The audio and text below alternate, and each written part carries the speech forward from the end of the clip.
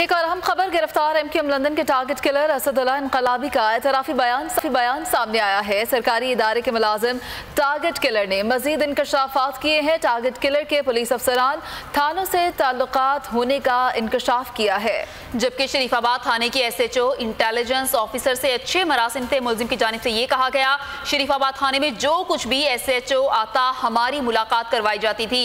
ये बयान दिया गया है उस मुलजिम की जानिब से, और कोई FIR चाहे तो इंटेलिजेंस में अब्बास नामी अहलकार ही देता था। डिप्टी ब्यूरो चीफ शोएब बरनी हमारे साथ मौजूद हैं, उनसे बात करेंगे। शोएब, बताइएगा, एतराफी बयान सामने आया, क्या कहा है मुलजिम ने?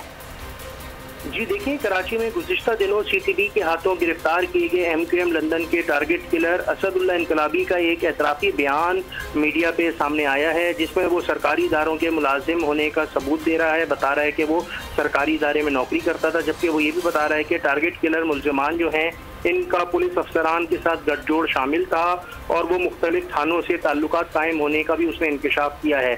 उसका ये भी कहना है कि शरीफाबाद थाने के जो SHO और जो इंटेलिजेंस अफसर थे वो उनसे अच्छे मरासिम रखता था और राब्ते रखता था, और उसको जिस केस के हवाले से भी कोई चीज़ होती थी तो इंटेलिजेंस अफसर ही उसको वो मालूमात थाने से डॉक्यूमेंट निकाल के देता था।